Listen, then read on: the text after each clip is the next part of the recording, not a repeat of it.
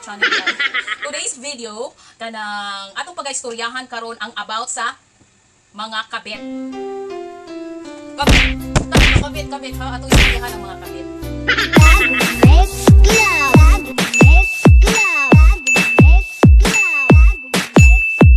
Pilitin ka sana naman ako sa iyong ganda. Dahil sa iyong ganda, ako'y napatanga.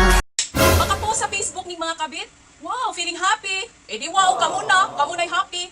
Kamo na'y mga, walay mga konsensya. Makatulog pa ba kamo sa gabi sa inana nga sitwasyon nga, kamo na'y happy. Unya, nakabungkag mong pamilya.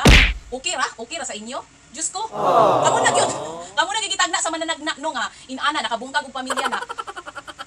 Feeling wala na apektuhan, pero bayat for sure, kabalo ko, wa mo pakatulga sa konsensya.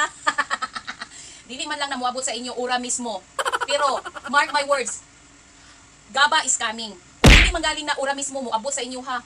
For sure mga bayot, dito na padulong sa inyong mga anak, hindi padulong sa inyong mga anak, padulong na sa inyong mga kaapu-apuhan, inana na siya. Balos-balos ramang gunang inana, labi na nakagibungkag nga pamilya, nakagipasakitan nga tao. Oh, bayot, sure ball na gyud. Kabalo naman mo nga in relationship na ang mag-asawa, ang mag-uyab, pero nganong ni-intil pamanggid mo, nganong nisulod pamanggid mo, dili gid malikayan ang kakatol, dili gid malikayan ang kagilok, inana na lang gid mo, inana ba mo kadispirada, inana lang ba mo nga, unsa ba oy, kabaluman ang ubang tao nga nay nag-aruga ninyo, kamo ang nay problema, sa tinuod lang kamo ang naay problema, nganong sudlan man gid ninyo ang butang, nga dili maayo, sudlan man gid ninyo ang butang nga makabuisit sa tanan buisit, wala mo kabantay niya, ang uban pa ning mga bana or mga asawa, nagreklamo kay kulang ra kuno ang ginapadala sa mga partners.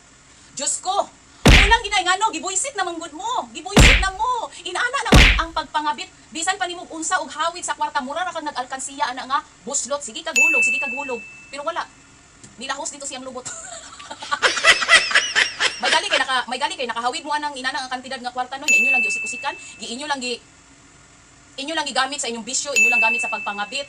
Wala. Useless ang tanan, ang luoy gid ang mga anak. Ang luoy katong nagtinuwad baliskad og trabaho sa abroad. Baliskad diha sa asa ba ng mga kuan basta kay nagtrabaho para lang unta sa pamilya pero naagi mga partners nga mga inana, mga katul og giti. Ginoo ko, tanan butang gyud. Once gali ang kwarta, imong gamiton sa pagpangabit og bisyo. Flags tanan. Dili lang kay maguba ang pamilya, pati ang pagsalig sa tao sa imuha. Makaingon pa, makaistorya bitaming uban nga mga feeling perfect kayo nga, feeling inosente. Diyos ko, yun, kapangagot, sus, dugito mong ilong karong purimawa ka. Mingon dayon mo nga, wala man guna mo tuyo tao rami, natintal. Sigbin ka, dili tao, purimawa ka. Kay nga no, katol manggod ka. Kay kung ni-focus ka sa imong pamilya, ni-focus mo sa lain butang, nga maayo nga butang, dili unta mo makahimo, dili unta mo makahimo pagpangabit. Labi na, kung namoy mga partners bitaw nga Ginoo ko, unsa pa man ang inyong gipangita nga lain, oo, layo lagi LDR, pero dili na rason. Dili jud na rason ang pagpangabit. Diyos ko, dili rason ang pagpangabit. Kay kung nag-ampo pa kas Ginoo kada minuto, dili ka makasala. Katol gyud mo mo nang tinuod nga istorya katol, ayaw mo pagpasumahan sa inyong kagalingon nga natintal mo. Dili bitaw perfect. Dili mata perfect diri sa kalibutan. Pero once gali, paminaw. Once gali mo focus sa pamilya, Ginoo ko mo na pinakalambiron. Focus sa pamilya para dili mo kasalo. Makasanaol na lang gid kaning uban dito no. Inatagan pa og kwarta. Ginoo ko, di ka lang inatagan pag kwarta kay unsa na bayad sa gikiyod. Di na kita magpa-charge mo na tinuod. Swerte kaning mga kabit nga hinatagan og kanang kwarta, siyempre mo lagi. Pero Ginoo ko, ang mga ka-partners nga moy na ning kamot intaw, Ginoo ko hagigay. Grabe gid intaw kanoy. Ang uban pa blind kayo sa panghitabo kay napoy uban nga mga friends nga mga silingan, mga pamilya nga mga konsensidor. Daghan na. Ay gid ko niyang charge diha. Muna pasalamat na ko ning uban nga nakabalo samtang sayo pa or lagi uban nga dugay kay nakabalo gyud luoy kaayo daghan kwarta na sayang kay kung nakabalo or nagsaba pa unta ura mismo wala nang ta ang uban nagpahago-hago ka dalag kwarta tinuod na bagag dagway ang kabit mo tinagaan og kwarta ang asawa yung taon igo ra kiyon ya binlan lang upang diaper binlan lang upang gatas bisan pagpalit og napkin pagpalit og panty way nahatag pero ang kabit kuy ko singan ta kabit singan bitaw guys, tinuod lang ko gipang istorya. Di bitaw katawa na lang kita pag mga problema nga giabot sa tong kinabuhi no.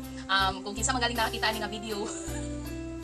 Pasaylo ako pero tinuod jud ni siya as in gyud. So sorry kayo sa inyo guys. Bitaw oy kanang salig lang kita sa Ginoo kay tanan problema nga maagian nato I'm pretty sure na ana siya na ay sa katulang nga sakitan ha, wala mo tong mga nangabit ha. Katong mga nangabit, iampo na to nga mag-suffer sila hangtod silang kamatayon. Bitaw ka na, hindi na kita mawala ang problema samtang buhi pa ta. Connected na gid na siya sa tong kinabuhi. So ang ato na lang gid ani, fight, adjam na dayon.